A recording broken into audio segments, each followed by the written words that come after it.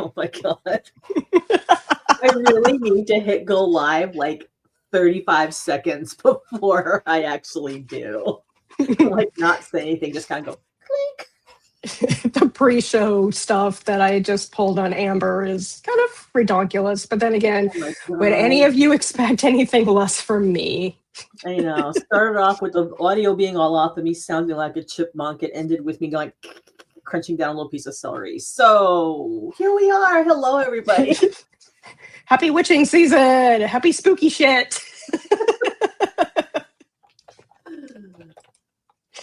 Oh my gosh. Yes. So the title of today's chat, the general theme, is the games we play. And not just general games, but the ones that maybe we played at, the old, Halloween parties or even current Halloween parties. Because, Jaymi and I have done a lot of this stuff because it's fun.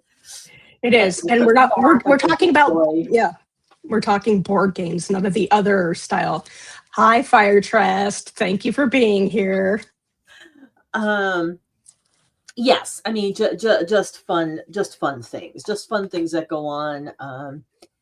And oh my gosh, I mean, because I can remember, not all the time. I mean, sometimes the parties were attached to trick or treating, but not all the time because sometimes they were happening on different days or whatever. Yeah.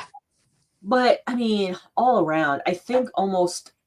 I'd say probably for like the week before through the week after Halloween, my friends and I were playing Ghosts in the Graveyard. Just doing whatever we could to try to startle each other. Oh God, Bloody Mary in the window, or in the mirror when we're sleepovers. Right. My family was big into Halloween, so there was always, one uncle's basement or another. We were turning into haunted houses and just trying to scare the younger cousins, the older cousins, but mostly nice.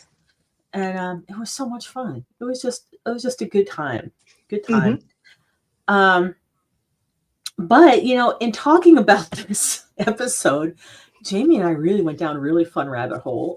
We would be laughing so hard our stomachs hurt, and and reminiscing and having very fun reminiscing about things that we did and even things that we still do now and then. So. Yes. Oh gosh, where do we want to begin? Right? I mean, I'm staring at a whole list of ideas and things it's like, God, we used to play tapes because again, this is Gen X time period. We'd have those Monster Mash or the Halloween hits, tapes, and we'd in our basement, have Halloween collection. Yes, have like the party stuff going on where there was a quote unquote dance floor, which, sat empty. And we had, stuff going on like the Apple Bob or other things, or just mostly it was just people sitting down drinking a highly sugar soda or something in the, but, in at school where you had the cool uncle and did like the haunts in the basement or in the garage. We did that one year in 6th grade where we had cardboard boxes. We moved our desks to kind of, make some ways. There were like crawl spaces and then stand-up spaces. And, put your hand in the brains, spaghetti. Oh yeah, those sensory things, right? Yeah, all brains. And then of course the kid, the kid would be like, "These are the eyeballs of a dead witch from like the Salem era." They'd hype it up, but yet get all the facts wrong and say, "We're gonna put your hand and you can feel the eyeballs, the peeled grapes," and the kids are like, "Those are just grapes," And you're like, "Shut up, they're eyeballs." And all that, or even playing MASH, which was that game where you, it's called Mansion, Apartment, or Attic, depending on, who you were playing with, Shack or House. And then you have somebody pick a number, and then you draw a spiral, like you go 1, 2, 3, depending on how, nice or not they were, you get a nice kind of smallish spiral, or you'd get like the one you had to be really tiny because smartass would be like 5,791,000, and then you count through and you had them write certain things like people's names or cars or jobs or money or numbers for kids. And then the last one on each side would be your future.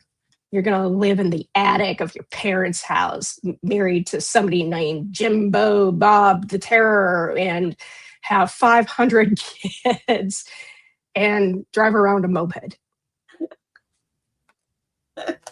Stuff like that. Or even just the cootie catchers, which I actually brought to these guys.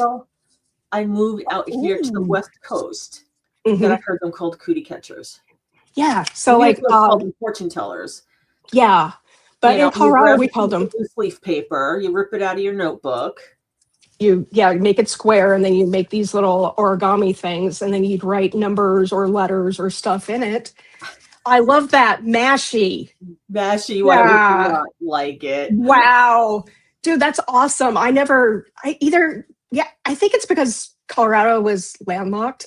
We didn't have, we had lakes, but there wasn't that many. So yeah, plus it was mostly pontoons on those lakes. But like our friend Jamie Sawyer did this for class. And so she put like you pick like your wands, and then you count out the letters of wands, and then you pick I did it before, now I can't do it. You pick like the planet. Aim for a planet, spell out the planet, and then on the inside there are all these numbers. Pick a number, like I'm going to pick just 4 because we're skipping through it a bit. And then on the inside, expansion awaits you. Look to the cards to find out how to proceed, how to burst past your barriers. So this one has an extra kind of tarot theme to it. So like you actually get to pull a card at the end of like your favorite fun deck. Like I just randomly pulled the Queen of Pentacles from the Trick or Treat Tarot by Barbara Moore and I believe Jonathan Hunt, published by Llewellyn. And there you go. Get some more fortunes. Yeah, and I looked up because I was really curious to see what was out there now, like, for the instructions and the directions on how to make them. Some of them are friggin' fancy, man. I mean, people the art on them, and I mean, like, Jamie Stories is gorgeous. But some of these people, they're like doing like decoupage on them and like adding like zigzag ribbon or little things on the outside of it. Wow. And like, whoa, dude. You cannot make one of those while you're walking down the hallway from class to class. That's what I'm saying. Well, I think we did it, if I'm remembering. This is my remember face for those, watching. I'm like, if I remember correctly, we either did it during lunchtime because they gave us like an hour and a half at my elementary school, and you'd eat, go out in the playground. But if you brought a piece of paper by your lunch table, you could make these. Or even like after standardized testing, we'd make the little hop frogs, right? Or even these. But yeah, mine were never that elaborate. I draw stick figures, and I'm pretty sure I had bad penmanship. The scratchy, childish penmanship, and all that, and maybe a heart, maybe a key. I don't know. Maybe symbols to represent, all that stuff. Well, I don't know. Hysterical because in the light, and they're always like on the money on things. But South Park did an episode about these. And so the boys run around going, oh my gosh, the girls know how to tell the future. So they go on this big quest to steal one. So one of the boys dresses up and crashes one of the girls' slumber parties. Why am I not surprised? And they put it in this big protective, hermetically sealed thing, and they're doing all these experiments on it. And they're going on, and then they're telling the girls, ha ha ha, we have the technology, blah blah blah. And so one of the girls just turns around and goes, anybody have a piece of loose leaf paper? And the boys are like, what? Oh my god! Just the way they draw it out is just beautifully done, and we will have to find a link somewhere because I don't think I've seen that one, and I'm from Colorado, so you would think I would have seen them all, but no, folks, I have not seen them all. It's a good one. Yeah, I think it's called Margarine because the character Butters dresses up as a girl, changes the name to Margarine in order to crash the girls' party. Oh my god! Yeah, I was pre-Butters era for the most part, in watching those back when they were like making fun of the and this is when I lived in Colorado. Even the year they decided to outlaw all fireworks, even all the so it used to be Colorado, you can like just have like the fountains and stuff and all that, and then just the snake. People get done, and then they decided, okay, only Colorado can have like the weak sparklers, not the good metal ones anymore. You have the wood ones, and that didn't sparkle at all, and it was just like and then snakes, which are the things you light at one end and it just smokes, and they just kind of go get fat. And that episode was they decided to make in South Park the biggest snake ever. And that was fucking hilarious. Basically ate Colorado and I think Wyoming and Utah. It was just, but like something else I learned to do even was like apple divination. And we're not talking about, we're not talking bobbing for apples, although that was always the fun, not so fun game because we didn't wear a lot of the makeup like a lot of folks do in their costumes these days, or a lot of kids. Pardon me, I got an itch. But you have the hard, crappy plastic mask that you may or may not actually align your eyes through. But like they'd always be like, "Hey, let's bob for apples or something." And if you were, one of the teased ones, you're like, "No," because they say this. Oh, we're not going to, put your head in. We're not going to give you a swirly or anything. And the moment you go, and your eyes are still looking at them, you're like, one of those, they're going to just do that. But this is just taking an apple. Make sure you, at least for me, we did mostly stem divination, either a number or a letter. So, you had to have the little tiny stem. Mm-hmm. We'd hold it in our, hand and be like, yes or no, letter, number. And then you'd be like, yes, no, or A, C, D. And when the stem broke off, naturally, not pulling it out because that's the person of the, the guy you wanted to date's name, or the number of, kids you actually wanted. Spoiler alert, 0. For me, it was just fun. And then, of course, you can bite into it. But you've done some different stuff with it. Well, yeah, because you can do with the peels.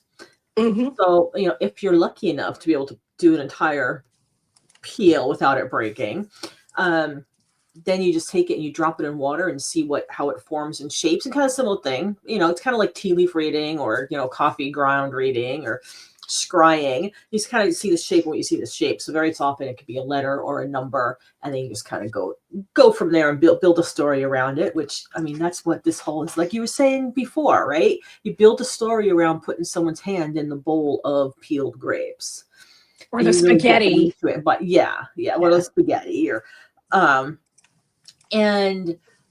so that's a brilliant way to do it. The seeds, you can kind of do the same thing. If you're pulling it out, you pull out the apple seeds, then and that's just like a form of casting. You just take them, drop them, and you look to see if you can drop them on something that has, I know one time my grandmother did it with, she made an arch, and the arch was just 12 months.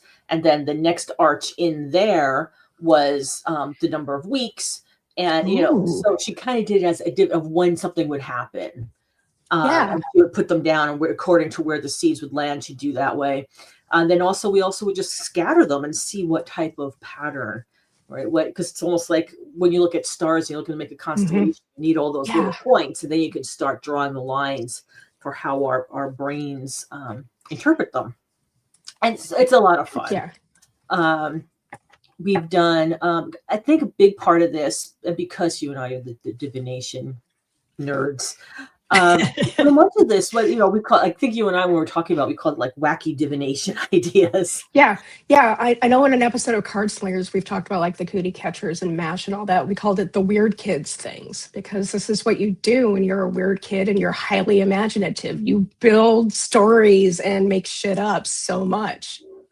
Right. And, I think, so much, growing up, what I did with the parents and grandparents from certain eras, and what they needed, because I've got parents that were growing up through the Depression, and so it's like, how do you entertain the children? How do you entertain yourself? And so a lot of it would come from their folklore and things that got passed down to them, like wax scrying. I had a grandmother who was wonderful at wax scrying. We'd sit there, we wouldn't have a fire going. We would just melt the wax over a candle, and then pour the wax into water and see what formed. And and so many things. And a lot of this would not just be at Halloween, but very much through, Christmas time and New Year's, because that very much that dark of that winter is when a lot of these ghost stories and things were really happening. So everybody's sitting around bundled up and trying to share everything. Like Charles Dickens, folks, the Christmas Carol, or, the Christmas stories and all that, Krampus, all that came out in the dark of the time, and everything. Even like, I know last episode we talked about spirit boards and everything. And this is one of my another person I know from tarot cons and art circles, Beth Selenon. She makes these fantastic spirit boards. So this is hand painted. And it's got, but you can also use them as this one is a pendulum board, even because the way it's shaped. I also have another one by her that's an owl shape with a little OMG planchette. But with like this one, because it's more, I use this one more as the pendulum board. But my another friend of our community, Moonlit Faye, Jenna Diaz, there we go. There's my eye through the planchette. Makes these wonderful patches of spirit board or of planchettes and stuff that you can put on your bags, or you can even kind of use as a planchette for regular boards. So yeah, all this stuff has deep ties back into it. Even ghosts in the graveyard, even the bobbing for apples. Like I was trying to find pictures for thumbnails and stuff, and I was finding back as 1890s people bobbing for apples, and like huge, these weird pictures of people smiling or laughing around either the awkward open faces, or people with the apples right in it. Right. And there's a lot of pictures, because this is one of the ones that we did at parties too, the apples hanging from a string, the suspended apples, and going to get those. And very often they would have, a coin in them, or sometimes people would actually get little charms and things, like flat charms that you could slide into them. But then when you're talking about the charms, there's the whole, the whole practice of actually, baking them into it. Charms into individual, say, cupcakes, or into a loaf of bread, and then whoever gets it is like the winner, or the king's cake, right? Like for Mardi Gras, and everybody gets the baby.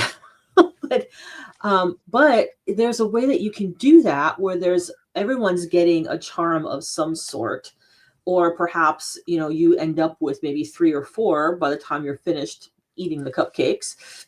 And then you can do a reading, cast yourself a reading based on those charms that you've gotten, or the group gets together and throws puts their charms together, so it becomes a group reading.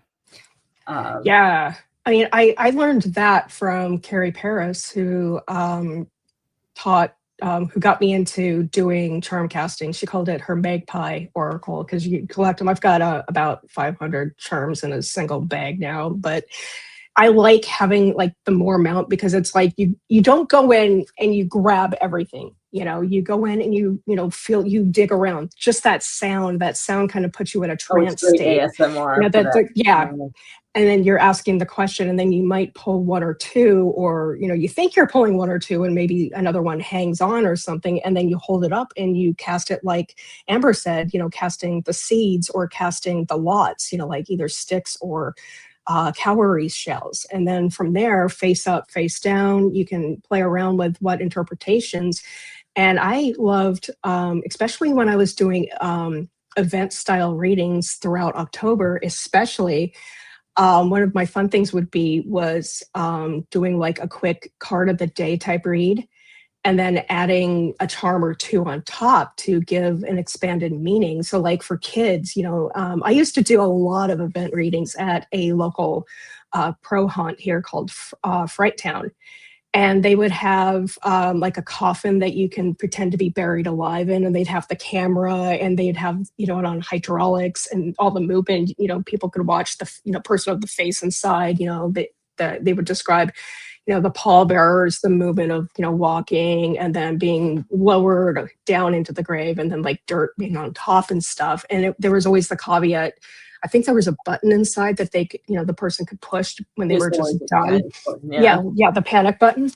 But there was a fortune teller booth for Portlandia fortune tellers who I work for, and I would sit there with another person sometimes, and we would get to hear everybody scream through the haunts or giggle and watch all their amazing costume monsters. I even got to read for the monsters. I got these cool pictures of them sitting in front of me with the cards and everything, and that layering charms gives it a whole new meaning. And especially when you've got the kiddos around, there would be like, this one person I remember, little one, they're like, I pull a card and it was kind of like related to, kind of tangentially doing your homework. And I was like, oh, somebody hasn't done their homework. And then their eyes get real big and they're like, you really do know me, type of thing. And then you drop a couple of charms on it and be like, well, remember to, do this and this, or something. So yeah, good times, man. How spirit boards evolved, Mm-hmm. right? And the layering, like you said, it becomes a layering thing. And one of the things, and we have in the picture, the last picture, I believe it is, we have Jazz Kitty, who's kind of sitting by me over off camera. And the board that's there, because I had somebody ask, it's the Crystal Spirit Talking Board, and that's from Amy Zerner and Monty Farber, and it's really fun. And last year, you and I did a fun interview with them, and we used the board, and it's great because you have, besides everything extra that they put in here, and it's very empowering. You get to have the crystals, right, and the influence of the crystals, and then if you are the reader, right, or the sitter, so you can take a crystal with you that represented that. So, and how that picture came about was that when we were planning usually when we do planning for product reviews and all that, I'll be here at my desk.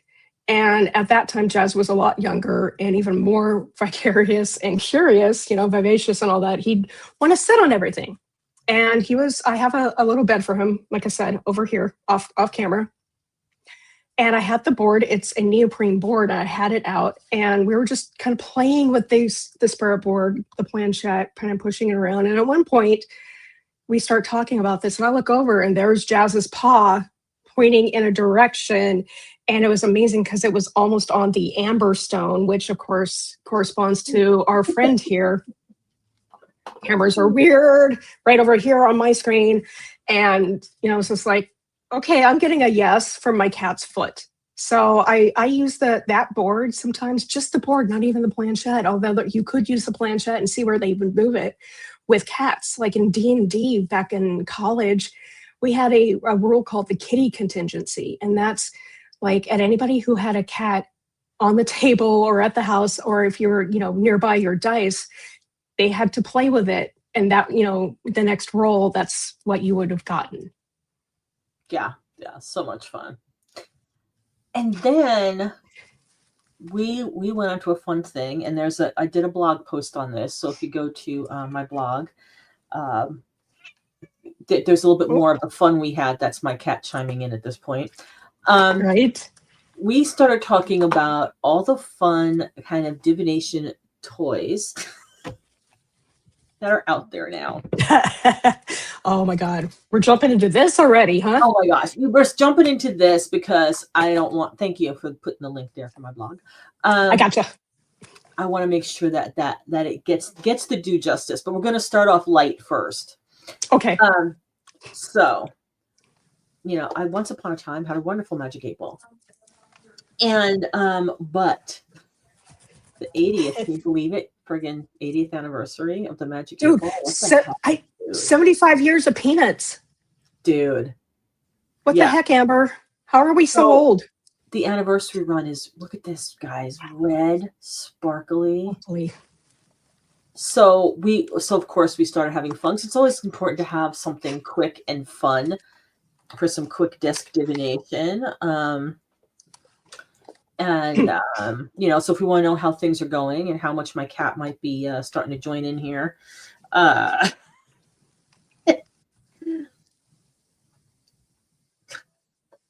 again later. How fickle, just like a cat.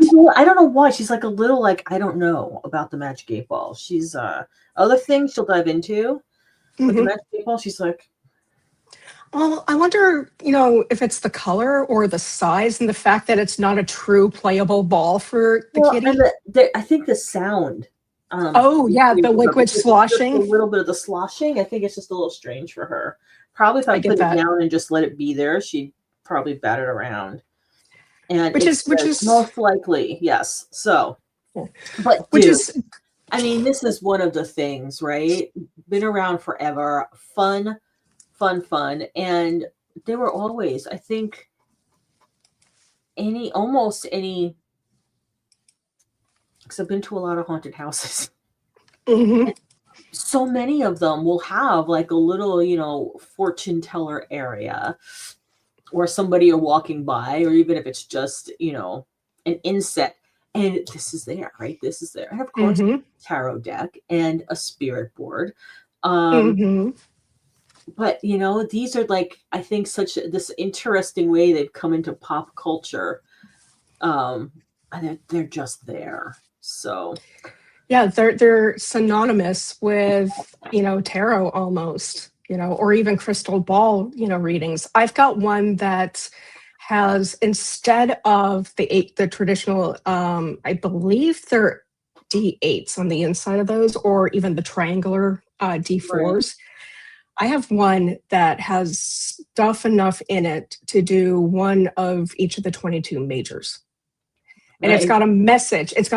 So you kind of have to, with a card, so you have to align the message back to what card you had pulled if you're curious enough about that. But it is a tarot focused 8-ball that will actually give you a small little prompt for that, major, which is great for like kids if you want to slowly get them into divination or even tarot, where they can just read that message, and then in the future they can start lining it up and telling you, that, oh yeah, that particular one, let me see, grabbing random cards, that particular message could be the strife card, and then they're like, oh yeah, I remember, et cetera, et cetera.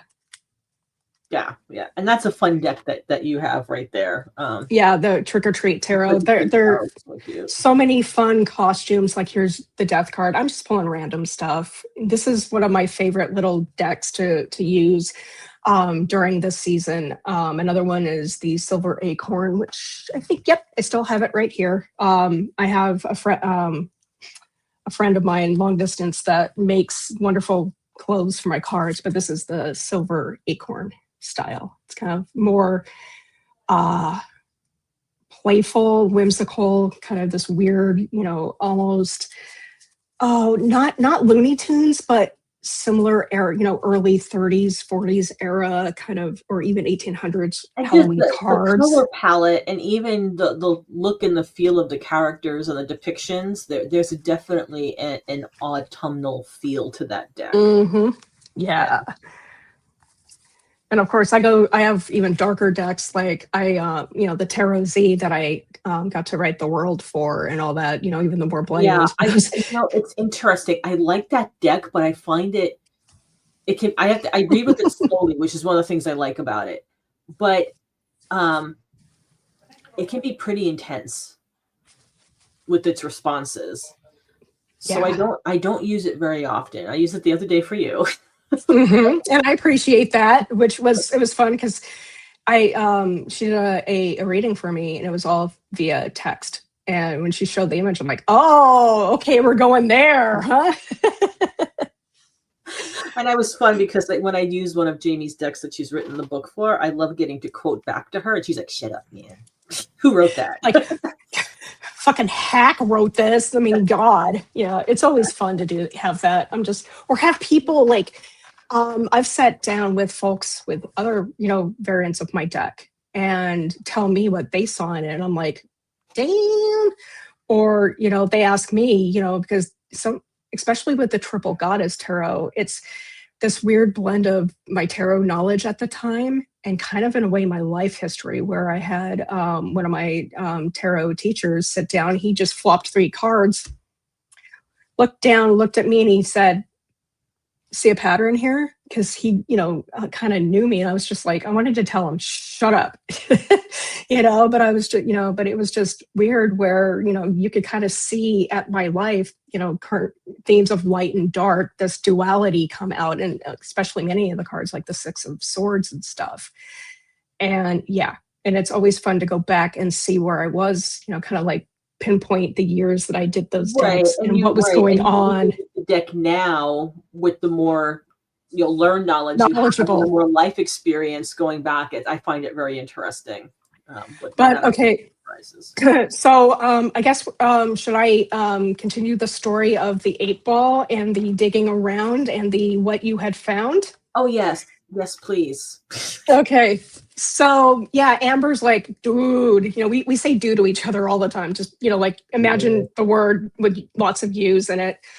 She shows me the 8-ball, and then she's digging around, and I get this dude, and I get this link, and I pull it up, and it's the page for something called the Mystic Pickle. And I'm like, we started laughing. I'm like, what the fuck? And then I actually go to the page, and I start reading it, and I start looking at the images, and I'm like, okay, fuck this. I got to get it. I'm like, screw it. It like for the best $15 I've spent in a long time, everyone. Delightfully answers life's secrets. And it's and this is also it's by a company called Dr. Dingus. They have like 5 or 6 different flavors. You have to save that box forever. I am. Yeah. They have like the positive pickle. So it's got like encouragement messages and like other weirder stuff. So it comes in this elongated box with the mystic pickle guy, the wizard, Dill. I'm trying to make a Dill joke here, but I'm losing it. But you pull it out, and it looks like a real pickle. But you only know because there's a button on one side, and the battery pack, with the battery. and the speaker. Yeah. And then, of course, I guess you can open it up, and I'm sure there are people out here. I would love to see a hack of this. I would love to almost make this like the, I'm sure there's dad pickle joke one, but when I saw that you can open this up, I'm like, I know hackers. We can make it say whatever we want. Yeah. So the whole point is that you you keep this on you. You keep this in your pocket. This is your mystic magical pocket pickle. And you can ask it questions whenever you want. I saw those eyes that eye wiggle there. And you push the button and you get an answer. So Amber, I don't know how well this will work. I'll have to put the pickle phone up to my ear and see if it actually. We'll see. But yeah, so I guess Amber, do we want to do a test run of the mystic pickle? Oh, sure. Okay. Ready? Pickle. What will be the outcome of this live? Alrighty, so I'm not going there. So do not go there. Well, no, it said I am not going there. Yeah. So but yeah, it did say I am not going. Pickle does not even want to touch this. Yeah, the images. The voice is just great too. Oh yeah, it's like this voice that right. Yeah, that's the other thing. I want to know. I need to email them to figure out who did all this because it's fucking hilarious. But let me do one more. I'm just going to hit the button. Oh, you can't handle the truth. Oh, you can't handle the truth. So yeah, it's got like some serious messages and some obviously funny ones, and there's all sorts of pickle stuff in there, like it delightfully so. And you could just spend hours, like we were having conversations with this like last month, and I swear the pickle was not even being touched, and like the thing would answer. It did. There was some weird trickery happening there, but neither one of us were touching it, and it answered. And it was more than once that it happened, which was really funny. And we should have, again, like ghost hunting, proof or it didn't happen. However, we weren't recording at that time. Likely story, right? But yeah, so this thing is hilarious and fun. And again, it's your pocket mystic pickle.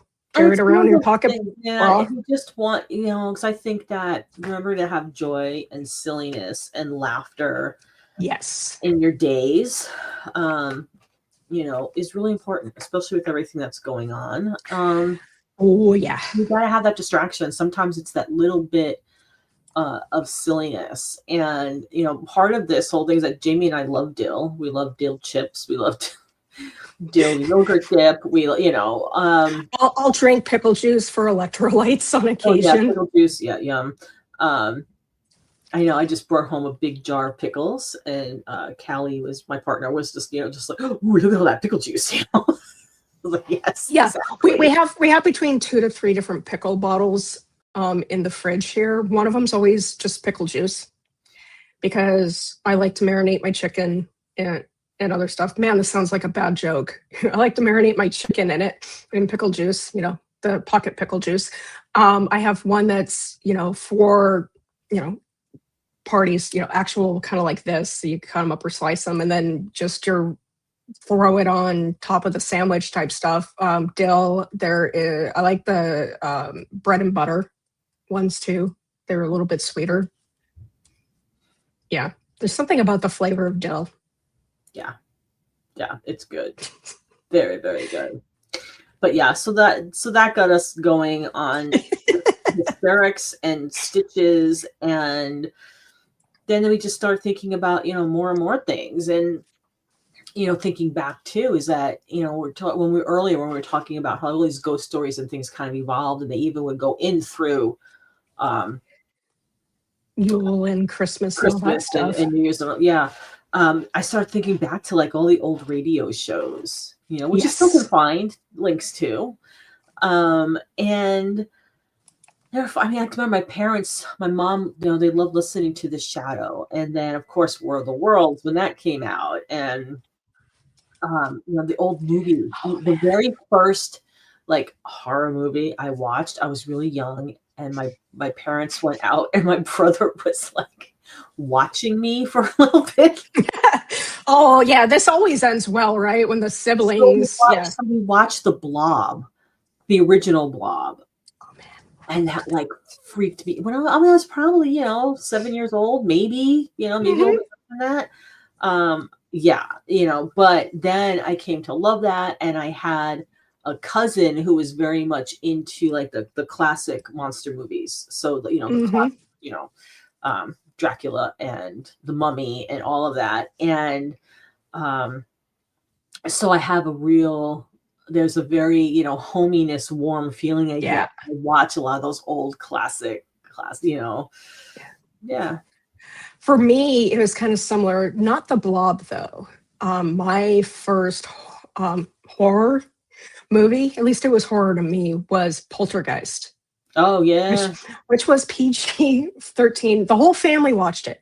I remember Dad and Linda sat me down with Nicole and stuff in front of the TV and watching it. And it was the tree scene and that fucking clown scene that just did me in. I remember being so scared shitless.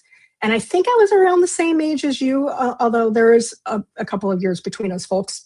I'll let you decide who's who. One or two. Maybe 5, 6. But I remember running away from the sofa, being just so terrified, running upstairs into my bedroom, crying my ass off, screaming, "Why are you watching this? Why?" I go out and I peek around the corner because we had kind of like a staircase, an open banister so you could look down into the room that became the TV room. And I was like at the corner, I'm still kind of watching it because of course you do that. And at the same time going, "Stop, just turn it off. Why are you watching this?" And that, you would have thought that would have turned me off from horror movies. But somehow in my teens, I gravitated towards them. Like, I remember Critters was one of my favorite movies at the time. And yeah, it was weird. But I remember getting hooked onto radio shows in high school because my English class did this whole weird section on them where we were broken up into groups, and I had a friend of mine. See, Fire Trust, I have not watched Poltergeist in forever, the original. I've seen the second and the third, because they always show those. They never show the original, but I want to watch the original with you just to see what type of childhood trauma comes out. Dude, we should do that. I still got. This is not going to leave my head. The pickle will protect you. The pickle knows. The pickle cares. The pickle will tell you to fuck off.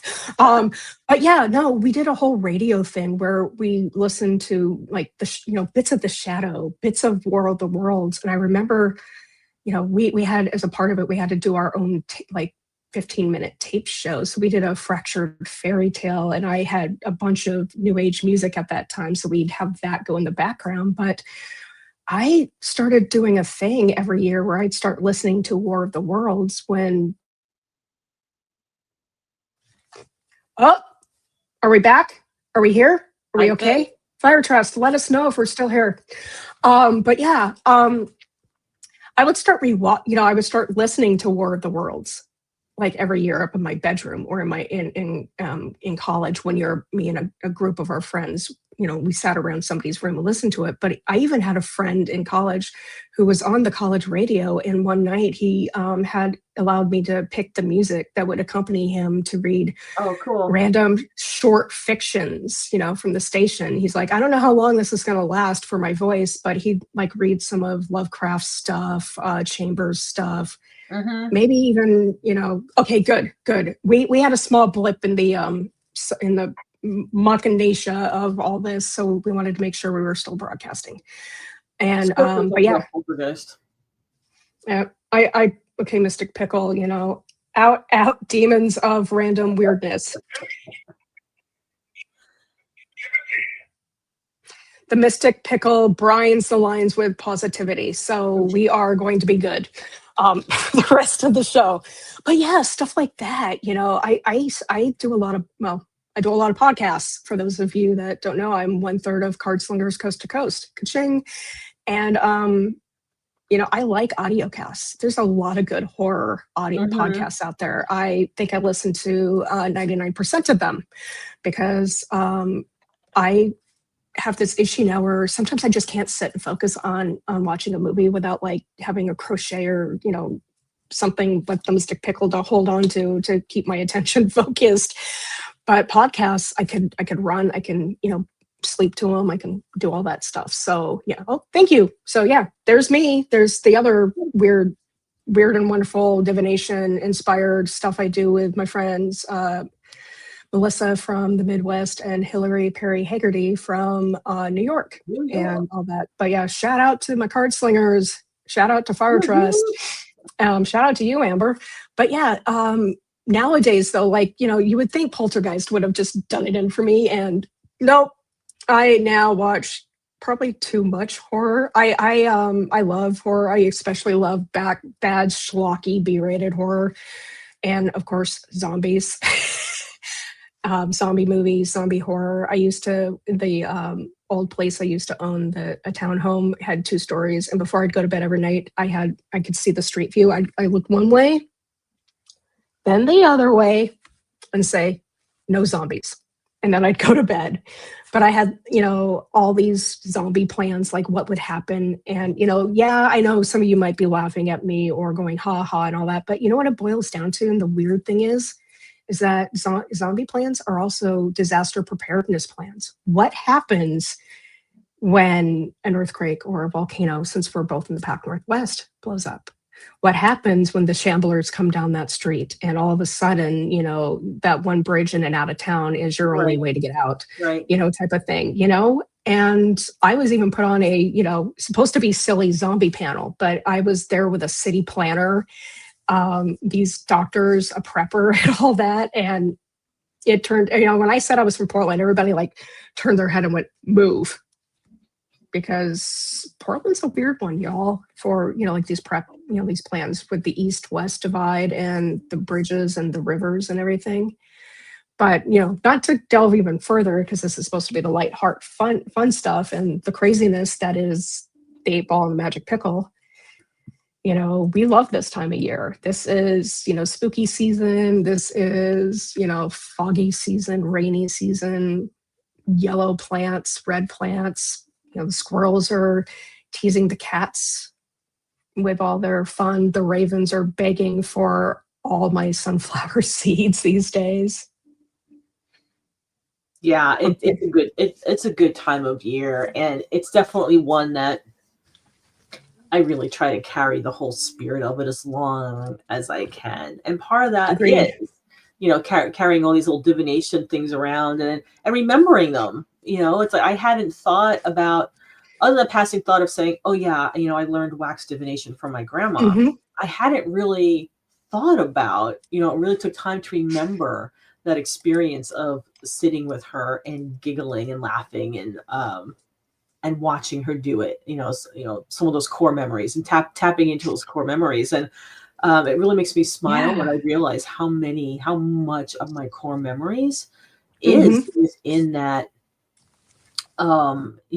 folk tale and mystical side of things. And, the quote unquote old wives' tales, right? The folklore and how that's all gotten passed down through generations. And I just love the fact that when I think about it, so many of my core memories are like that. I mean, yes, it explains a lot. Yeah.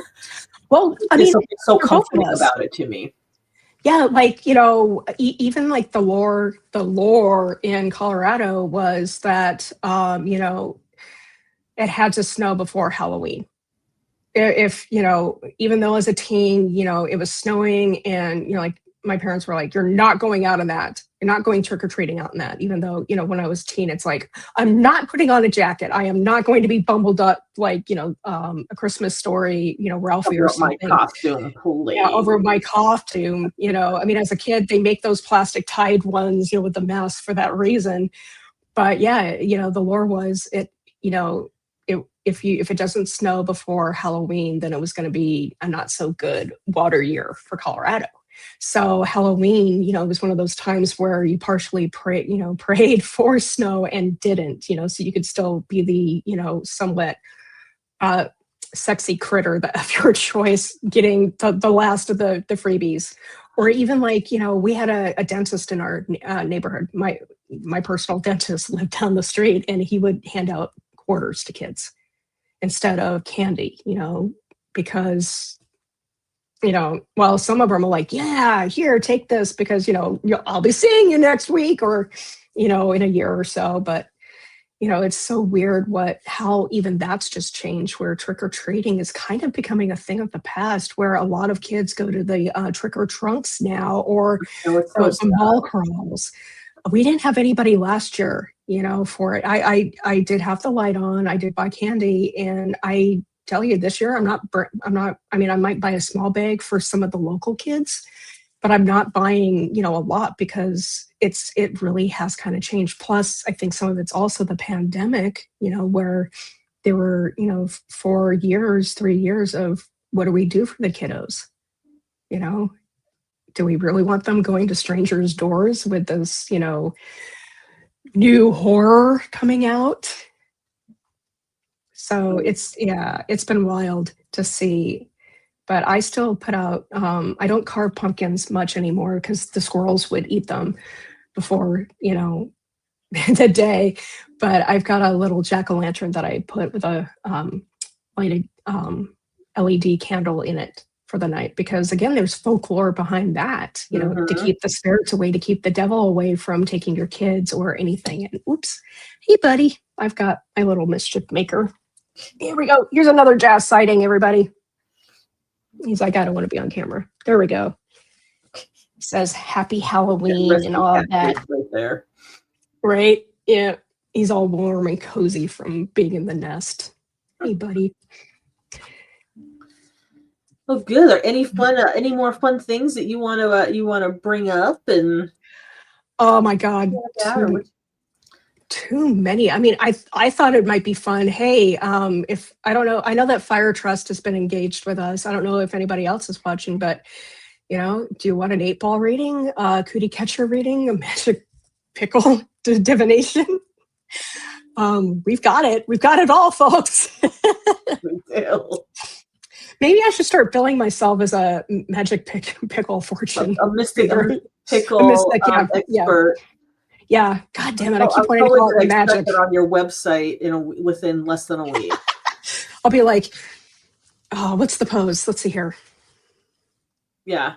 That's it. Picture of me holding the mystic pickle, Yeah. The halo around the pickle, and Jazz wants to get it. Okay, Fire Trust would like a deal reading, dude. Alrighty. Do you, Fire Trust, you're welcome to post the question in chat, or just say you have a question, and then I will psychically, relay that through the screen into the mystic pickle, and then have it say its thing. So come up with your question and either place it into chat or tell me when you're ready. And I know there's a stream delay, so. Yeah, that's okay. We can tap dance if we want to. We can leave your pickle behind. And if we leave the pickle in the ball, then there ain't no pickle and ball of mine. Does the pickle like using the magic 8-ball? All right. I'll do that one while Fire Trust is coming up with something.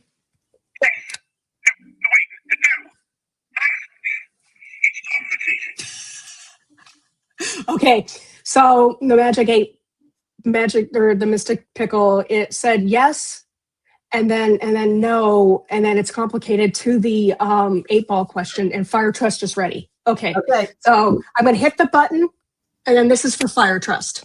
Mystical hives say maybe in another dimension. Okay. Will Halloween night be a clear night? Mystical Pickle says maybe in another dimension. Oh man, we're backing that up. Okay, yeah. Oh, okay. So see, they're backing each other up because it says reply hazy. Oh man. Yeah. Okay, I'm gonna do one more. Why are you so snarky, Mystic Pickle? Hello, this is Mystical Pickle. I'm not here now, but if you'll leave your name and number, I'll call you back. Thanks. I just got the Mystic Pickle's answering machine. It's not here, but if I leave my name and number, it'll get back to me. Yeah, that also tracks. This thing is a hoot and a half, and now like holding it like I'm smoking a cigarette. Big old doob. Well, all we need is okay. Now, Jazz, you can't see the camera, but Jazz is like sniffing the Mystic Pickle. Okay, Jazz, what do you think of the Mystic Pickle? Mystical Pickle spear points towards an affirmative yes. Yes, he likes the Mystic Pickle. I don't know. This cat, I swear. All right, incoming. Oh. Nope. Wow. Yep, there we go. Tail fluff. Yep, we're good. Oh.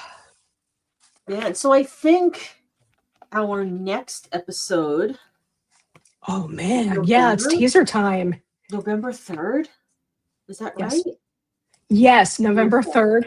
Ooh. Yes, and that's gonna be very interesting because we're using an Oracle deck that kind of caught both of us off guard in a good way, in a really good way. So I'm excited that we're going to be exploring that. And yes, I've already sold many copies of this particular Oracle. So those of you that are in the know will know exactly what we're going to deep dive into next. Yeah. That'd be good. I guess that's our teaser. I've been throwing stuff up, on the blog and then on Blue Sky. Awesome. And I have been posting some of the card things and playing things that we've been doing on Instagram. So fantastic. Yeah, I'm off social media, but I'm still reachable if you either search for my name, which spelled at the bottom, Jaymi. My last name is Elford, Elford. Card Slingers Coast to Coast. The link's up there. You can contact me through that as well, or even through here through comments. And I'm happy to connect with you, help you out, give a reading. I do have my own reading site, so I do offer therapeutic kind of or coaching style systems. And I know that Amber also does a lot of amazing, cool stuff that you can contact her through that bloglet of fire. Yep. Or my website, amberhighland.com. But yeah, so there's plenty of ways. Contact me through here, contact me through there. Yeah. Or catch me on the few remaining socials that I'm on, mostly Blue Sky. Yeah, thank you all for joining us. And we are so excited that this wraps up our third new Jamber'ee series I've been having. Yeah, right. Oh, here's a Lulu. Here's a Lulu. Why do I want to point back to me? Like, no, gotta go that. I'm that way. You're this way to me, and I don't know. But yeah, I'm the jaw in the Jamber'ee, and this is the Amber in the Jamber'ee, and we will hopefully catch you all later, if not before November 3rd. Keep having fun, stay curious, everybody, and happy Halloween. Happy Halloween. We'll talk soon.